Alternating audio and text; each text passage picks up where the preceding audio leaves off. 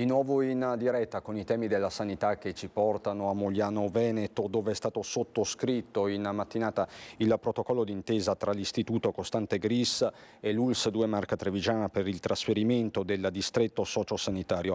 L'azienda ha infatti previsto di realizzare presso la struttura che attualmente ospita gli uffici del distretto sociosanitario Treviso Sud la nuova casa della comunità Mogliano Veneto in attuazione delle previsioni del piano regionale del PNRR. Vista la funzione del distretto sociosanitario per poter garantire il regolare svolgimento delle attività del distretto e al contempo venire incontro alle esigenze della popolazione del territorio, è stato stabilito di trasferire le attività distrettuali nell'attuale sede dell'Istituto GRIS. Così dunque in mattinata a Mogliano Veneto. Sempre i temi della sanità, ma parliamo di IOV e andiamo a Castelfranco. Il traguardo della maggiore età, ma guardando i numeri la storia dello IOV sembra ben più lunga. Era il 22 dicembre del 2005 quando fu istituito con legge regionale. L'Istituto Oncologico Veneto compie 18 anni, diventando grande nel corso degli anni grazie ad investimenti in ricerca scientifica e sperimentazione clinica. I dati 2023 appena presentati parlano di 9.000 pazienti in trattamento, 9.200 i ricoveri, 874.000 le prestazioni specialistiche. La sfida è quella di attivare prestazioni che oggi non siamo in grado ancora di attivare, quindi pensiamo alla riattivazione del ciclotone, pensiamo alle strade del trapianto di midollo e pensiamo anche all'integrazione che dobbiamo assolutamente fare sempre in modo più importante con le varie aziende ULSS venete per poter garantire ai nostri pazienti percorsi di presa in carico adeguati nelle tempistiche, nelle tipologie di prestazioni. In questi anni lo IOV ha attivato 7 punti di lavoro dislocati tra le province di Padova, Treviso e Venezia. Le sedi principali sono quella di Padova in via Busonera, poi Castelfranco nel 2017, la radioterapia di Schiavonia e nel 2022 l'avvio della gestione della biobanca presso l'ospedale Santi Giovanni e Paolo di Venezia. In 18 anni sono stati ingenti gli investimenti in edilizia. L'ultimo stanziamento riguarda i lavori appena iniziati per la radioterapia di Castelfranco, circa 15 milioni di euro. Ma le sfide non si fermano mai e guardano al futuro. Noi dobbiamo affrontare adesso delle sfide importanti per il futuro, in un'epoca in cui la tecnologia è diventata estremamente più sofisticata e questo comporta non solo l'acquisizione di nuove strumentazioni, ma anche di figure professionali, di ricercatori che non esistevano in passato, ricercatori che siano in grado non solo di lavorare nel laboratorio classico, convenzionale, a cui tutti siamo abituati, ma che capiscono anche come poter accedere ai nuovi strumenti informatici. Ad oggi allo IOV lavorano 1.375 dipendenti. Adesso a Cessalto per il presepe inclusivo che ha anche stimolato un certo dibattito social. Nel 1223 San Francesco realizzò il primo presepe vivente. Come protagonisti solo il bue e l'asinello. 800 anni dopo, a Cessalto, la tradizione della natività si ripete con forme, scenari diversi e nuove tecnologie, ma con quel messaggio che San Francesco volle lanciare allora. In piazza abbiamo allestito un presepe con un albero della pace, i fiocchi da tutto il mondo, qui i colori delle bandiere di tutto il mondo e di tutte le religioni. E poi si passa al presepio della scuola dell'infanzia, però centro di tutto è il sagrato della Chiesa. C'è il presepio, ecco, che è artistico, che in scala, fedeltà, ci dona la piazza di Assisi e richiama allora questo 800 anni fa, il primo presepe voluto proprio da San Francesco. Dopo arrivano i figuranti anche per il presepio vivente inclusivo, con la presenza anche di disabilità e chi ha qualche difficoltà. Un presepe artistico inclusivo dove viene rappresentata la Basilica di San Francesco, realizzato da una quindicina di volontari tra fabbri, elettricisti, ingegneri e frutto di 9 mesi di intenso lavoro. Ha richiesto un minuzioso studio, cura, prove con stampe 3D prove in computer, finché poi dopo vari tentativi, varie prove abbiamo cominciato il lavoro manuale. Un presepe vivente inclusivo che accompagna i visitatori tra varie ambientazioni fino ad arrivare alla grotta, dove in braccio a Maria e Giuseppe c'è Bambin Gesù, quest'anno rappresentato da una bambina, una scelta questa che sui social sta suscitando qualche perplessità.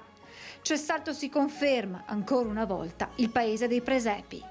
Il presepe è visitabile tutti i giorni dal giorno di Natale fino al 3 febbraio, dalle 8 della mattina alle 8 di sera, ed è visitabile qui sul sagrato della chiesa di Cessalto.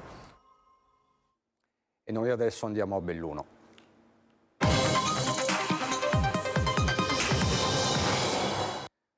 A Belluno, dove ci sono importanti novità sul fronte delle infrastrutture del capoluogo, infatti è stato approvato il progetto esecutivo del ponte sul Piave che dovrebbe sostituire l'attuale ponte Bailey, ma ci racconta tutto Stefano Bozzi.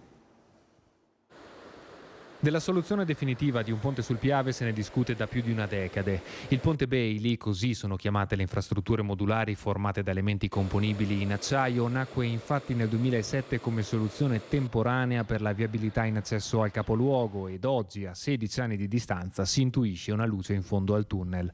Approvato infatti il progetto esecutivo finanziato dalla Regione Veneto per la realizzazione di un nuovo viadotto viario del valore complessivo di 18 milioni e mezzo di euro, una cifra irraggiungibile per le casse dell'amministrazione comunale e che ha quindi da ricercarsi altrove. Adesso che abbiamo finalmente il progetto esecutivo dell'opera e soprattutto abbiamo l'importo esatto da poter andare a richiedere, e ci muoveremo a Roma negli ambiti sia finanziari che di Ministero delle Infrastrutture. Ma il tempo stringe, sul reperimento dei fondi incombe la data non più prorogabile di fine vita del Bailey del 31/12/2024.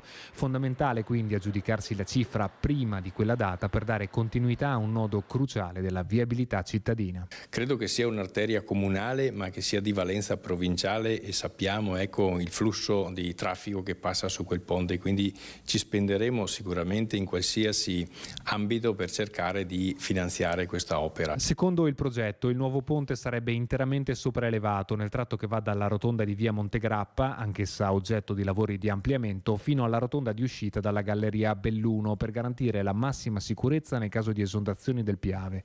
Dotato anche di passaggio ciclopedonale e di un design rivisitato, se finanziato darebbe nuovo lustro al capoluogo, una partita che il Comune si giocherà negli uffici ministeriali e per la quale il vice sindaco si mostra fiducioso. Io sono ottimista e mi auguro che nei primi 6 mesi dell'anno di riuscire ad avere delle informazioni più precise per sapere come mettere a terra questa opera. E a proposito di fondi, 21 milioni e mezzo di euro è la cifra stanziata dal Ministero del Turismo a supporto degli impianti di risalita e innevamento della provincia di Belluno.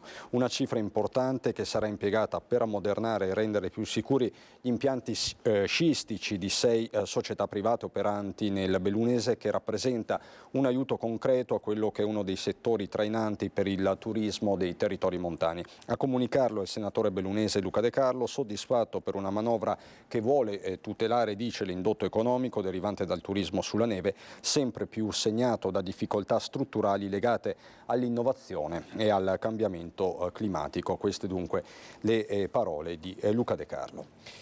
E noi ritorniamo a Belluno, ma per fare il punto di un settore importantissimo, cruciale, come quello dell'edilizia scolastica. Andiamo dunque a Palazzo Piloni. L'istruzione in provincia di Belluno cambia faccia e lo fa attraverso 38 importanti progetti che dalle Prealpi a Cortina danno nuova vita ai plessi scolastici degli istituti superiori del territorio. 49 milioni di euro l'importo delle progettualità già avviate o in fase di avviamento nell'anno 2023, di cui 37 milioni da PNRR, 6,6 dal Fondo Comuni Confinanti e 5,9 da fondi propri dell'amministrazione provinciale. L'anno 2023 è stato caratterizzato da numerosi interventi sull'edilizia scolastica che sono iniziati ma che sicuramente proseguiranno anche nel 2024, quasi 50 milioni di euro per i nostri ragazzi. I progetti sono di varia natura e vanno dal rifacimento strutturale di alcuni edifici scolastici, come nel caso dell'Istituto Negrelli o della palestra del Colotti nel Feltrino, ad interventi manutentivi e di adeguamento sismico, ma anche efficientamento energetico e ammodernamento degli ambienti in cui si svolgono le lezioni, per un'istruzione che guarda al futuro di una didattica sempre più incentrata sulle nuove tecnologie e metodi di apprendimento all'avanguardia. C'è anche uno sguardo proprio per la didattica futura che i nostri ragazzi si troveranno ad affrontare nei prossimi anni. C'è però anche un rovescio della medaglia in termini di disagi che questi cantieri recheranno alla normale operatività negli istituti, come nel caso dell'ITIS Segato a Belluno, i cui lavori di demolizione e ricostruzione di una parte significativa dell'edificio obbligheranno molti studenti a seguire le lezioni all'interno di container prefabbricati per almeno 2 anni. La provincia può contare in tal senso sul pieno appoggio dei dirigenti scolastici per cercare di tamponare il disservizio, nella speranza che i lavori possano concludersi entro le tempistiche dichiarate. Siamo davvero alle battute conclusive di questa edizione trevigiana. Prima però di lasciarvi alla meteo è il momento dei vostri presepi. Questa sera quelli di Denis, Erika, Vanessa ed Elena di Negrisia, di Ponte di Piave, Angelica Maria di Zerobranco, il presepe di Ghiaccio di Michele Colla di Maser, Gioia di San Vito di Altivole e Lavinia Chiades di Treviso. Eccoli dunque i vostri presepi, e con questo è tutto, subito dopo il meteo. È tutto da Belluno e Treviso, buona serata.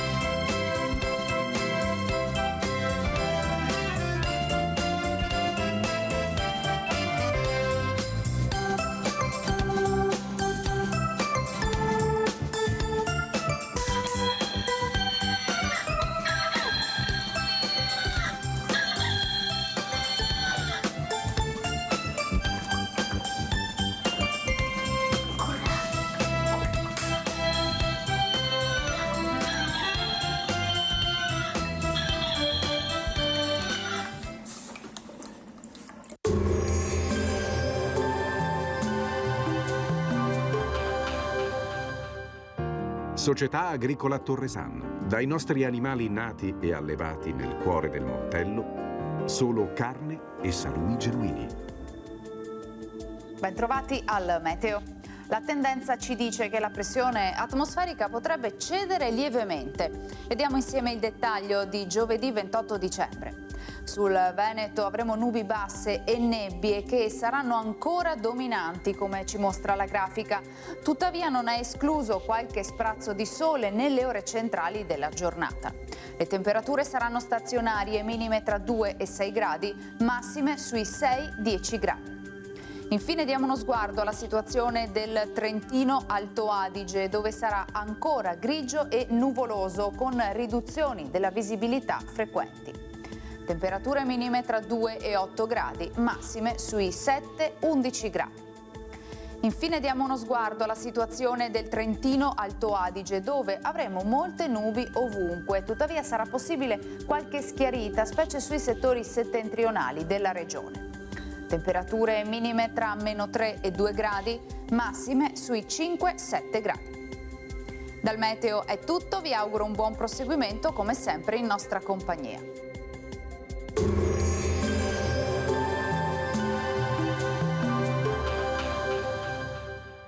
Società Agricola Torresan. Dai nostri animali nati e allevati nel cuore del Montello, solo carne e salumi genuini.